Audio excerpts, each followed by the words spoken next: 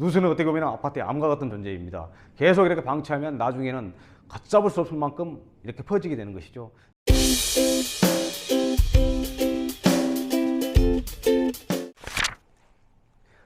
안녕하십니까, 그린하우스입니다. 오늘은 창호 누수에 대해서 설명을 해볼까 합니다. 이제 우리가 살면서 여러 가지 요소들로 인해 가지고 누수가 발생할 수 있는데요. 그중 창호와 관련된 누수들이 왜 발생이 되는지, 누수가 되는 원인과 대책이 무엇인지 함께 알아보겠습니다. 이 창틀 주변의 누수는 주로 외부의 면안창, 즉 발코니 창에서 많이 발생이 되죠. 외기 이제 면하다 보니까 비가 올 때는 제일 먼저 영향을 받는 외부 창호이니까요. 간혹 내부 창호에서 누수가 발생된다는 전화를 이렇게 받을 때가 있는데요.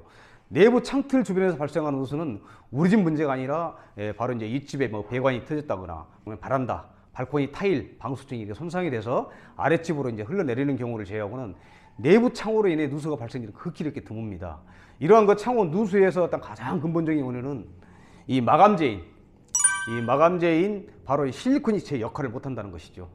10년 이상 이렇게 오래 사용해서 노후된 실리콘이 터지거나 벌어져서 누수가 발생하는 상황, 또는 창호 제작 시공 시에 준수할 사항들을 갖다가 지키지 않아 가지고 창호 교체 공사를 진행하고도 얼마 지나지 않아서 누수가 이렇게 발생되는 상황들이 많이 벌어지는데요. 어떠한 상황들이 있는지 하나씩 설명을 해드리도록 하겠습니다. 첫 번째로서는 창호 실리콘의 노하우입니다. 우리 그린하우스에서 많은 이렇게 현장을 방문하다 보면 한 20년 가까이 보수나 창호 교체 없이 사용하시는 분들을 많이 이렇게 뵙게 되는데요. 창호의 어떤 상하부의 어떤 가릴 것 없이 누수의 흔적들이 이렇게 보이는 경우가 아주 많습니다. 최초 준공시에 설치했던 어떤 노후 창들은 이 창틀과 이 골조가 이렇게 닿는 부분에 실리콘 처리가 굉장히 이렇게 얇게 처리가 되어 있는 경우가 많고, 또한 이 골조에 창틀이 걸리는 치수가 너무 적어서 이 우레탄 폼 충진 작업이 전혀 되지 않아서 심한 집의 경우에는 안쪽에서 보게 되면 빛이 이렇게 새어 들어오는 때도 있습니다. 이런 것을 통해서 이제 예풍과 누수가 이렇게 진행되는 것이죠.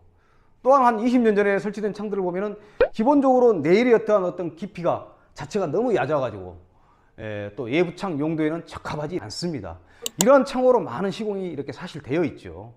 이 노후 창들은 이 창틀 바깥면 이렇게 실리콘 쪽에서 누수가 진행되지 않는다고 해도 이 강수량이 많거나 비바람이 심한 날에는 금방 이렇게 실내로 내일 타고 이렇게 넘쳐버리는 경우가 많습니다. 특히 이제 비바람이 심한 해안가 지역의 경우에는 이러한 현상들이 더 이렇게 뚜렷하게 나타나죠. 이렇게 노후로 인한 창호 누수의 경우에 가장 좋은 대체는 외부 창호를 교체하셔가지고 누수를 방지하는 것이 가장 이렇게 좋은 방법이겠지만, 비용이라든지 매매 계획이 있으신다든지 여러 가지 이유로 이제 망설이는 분들은 실리콘 이렇게 코킹 업체를 통해서 창틀 주변, 즉 내 외부 어떤 실리콘을 갖다가 보강이라도 꼭 진행을 하셔가지고 이 누수가 더 진행되지 않도록 이렇게 해주는 것이 아주 중요합니다. 누수의 정도가 심하지 않다고 이렇게 판단하셔서 계속 방치하게 되면 보기에는 이렇게 경미해 보이지만은 철거 시에 어떻게 보면은 콘크리트가 막 우수수 이렇게 벽에서 떨어진다든지, 또 내부 철근이 이렇게 보일 만큼 아주 심하게 이렇게 부식되어 있는 경우가 아주 많습니다. 이렇게 방치하다 보면 더 큰 돈이 들어갈 일이 발생할 수도 있다는 얘기죠. 그리고 누수가 발견되면 되도록 빨리 이렇게 조치를 취하는 것이 아주 중요합니다. 다음은 두 번째, 이제 시공 시 확인해야 할 어떤 물 끊기 홈입니다. 이제 외부에 매라는 어떤 발코니 창은 설치될 외부 골조 상단에 물 끊기 홈이라는 게 있습니다. 상부 벽체에서 흘러내려오는 물이 창틀에 바로 접촉이 되지 않도록 오목하게 홈을 이렇게 형성하는 것인데요. 창호 시공에서 창틀은 물 끊기 홈 안쪽으로 시공하는 것이 원칙이기 때문에 꼭 이 물 끊기 홈 안쪽으로 창틀이 시공되어 있는지 잘 살펴보아야 합니다.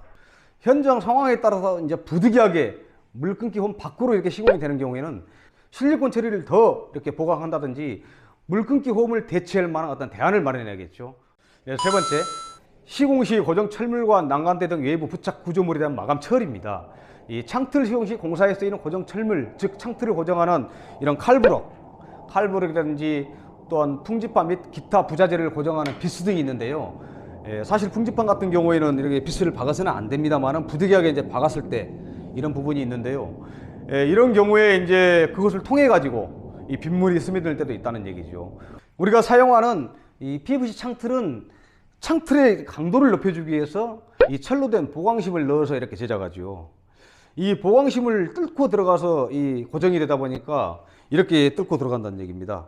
창틀 하부로 또 고정을 시키기 위해서 이렇게 뚫고 들어간다는 얘기. 물론 축구도 마찬가지입니다만 뚫고 들어가서 이렇게 고정이 되다 보니까 빗물이 이제 이 사이로 타고 들어가서 여기 발생이 될 수 있다는 얘기입니다. 이 칼부룩 같은 경우에는 이제 매립 시공을 하거나 또한 돌출 시공했을 때 액상 실리콘을 도포해서 꼼꼼하게 이렇게 마감을 잘 해줘야 합니다. 또한 이제 아파트에 살고 계시면 추락을 방지하기 위해서 난간대라는 어떤 구조물이 설치되어 있는데요. 저층 같은 경우는 방범의 용도로 설치하는 어떤 방범창도 있겠죠. 이러한 어떤 구조물들의 고정 철물들이 창틀이 설치된 부분과 이렇게 만나는 경우가 이렇게 있습니다. 특히 측부 같은 경우에 이 부분에 실리콘 마감이 누락돼서 빗물이 스며들어 가지고 이 물이 침투하는 경우도 있죠. 난간대와 방범창 등 고정 철물과 창틀 뒷부분에 이렇게 맞닿는 부분 또한 창틀 마감과 동일하게 실리콘 처리가 되어야 합니다. 그 다음에 이제 네 번째로서는 용도에 맞는 일단 마감 자재를 사용을 해야 한다.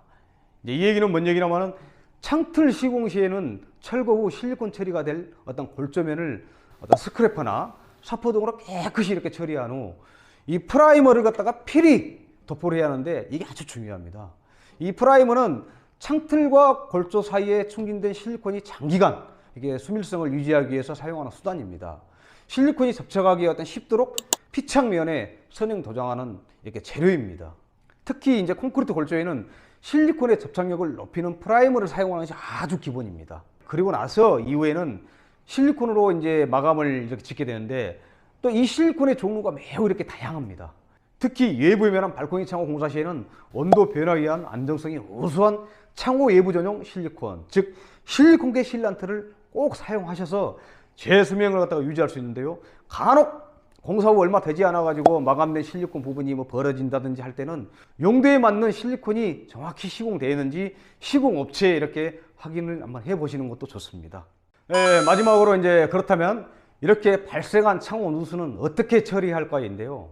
시공 시 준수해야 할 사항들을 지키지 않거나 누락이 돼서 이제 이렇게 빗물이 스며들기 시작할 때는 물은 낮은 곳으로 이렇게 흘러가기 때문에 빗물이 창틀을 이렇게 타고 낮은 곳으로 흘러가서 창틀 하부까지 이렇게 침투하게 됩니다. 하부까지. 또 이제 질문을 이렇게 주시는 것 중에 하나가 상부에 실리콘이 터졌는데 왜 창틀 하부에 이렇게 누수가 됩니까? 라고 이렇게 이제 물어보시는 분들이 계세요. 창틀 이 형상을 이렇게 보시게 되면은 이 바깥쪽이죠. 바깥쪽 골조와 맞닿는 이렇게 부분이죠. 이 부분에 이렇게 움푹 들어가고 이렇게 나오고 이렇게 요철이 이렇게 있습니다. 대부분 모든 창들이 다 이렇게 요철이 있는데요. 이렇게 조금 들어가는 부분이 바로 수로로 이렇게 변한다는 얘기입니다. 이 수로를 쭉 타고 물이 이렇게 낮은 곳으로 쑥 내려와서 이렇게 하부까지 가서 이렇게 침투를 한다는 얘기죠. 이렇게 창호로 인해 누수가 발생되지 않게 하려면은 먼저 이제 말씀을 드렸던 어떤 창호 시공 시에 지켜야 할 것들을 간과하지 않고 잘 지켜서 창호 시공하는 게 가장 최선이겠지만 사후관리가 되지 않는 즉 AS 보증 기간이 뭐 지났다거나 나몰라라 하는 업체를 만나 가지고 이렇게 조치를 받을 수 없는 경우에는 첫 번째도 내가 설명을 드렸듯이 누수를 방치해서 큰 돈이 들어가기 전에 내외부 실리콘을 전체적으로 싹 뜯어내고 깨끗하게 이렇게 보강이라도 꼭 진행하시는 게 좋습니다. 오늘은 창호로 인해 가지고 발생된 누수에 대해서 이렇게 알아봤는데요. 누수는 어떻게 보면 아파트의 암과 같은 존재입니다. 계속 이렇게 방치하면 나중에는 걷잡을 수 없을 만큼 이렇게 퍼지게 되는 것이죠. 매번 강조해서 말씀을 드립니다만은 창호 공사는 좋은 자재도 중요하지만 시공이 정말 이렇게 중요한 역할을 하는 것을 오늘 또 이렇게 알 수 있겠죠. 제가 이제 오늘 말씀드린 창호 부분 누수 이외에도 외부적인 요인으로 외벽이 어떤 갈라진 틈으로 이렇게 빗물이 창틀을 이렇게 타고 이렇게 누수가 된다든지 뭐 더 다양한 이렇게 문제들도 있을 수 있지만 여러분들께서 이제 더 쉽게 이렇게 이해하시면 해서 간략하게 영상을 준비해 봤습니다. 다음 영상에서도 이제 여러분들의 어떤 궁금증을 해결해 드리는 흥미로운 내용으로 찾아뵙겠습니다. 네, 감사합니다.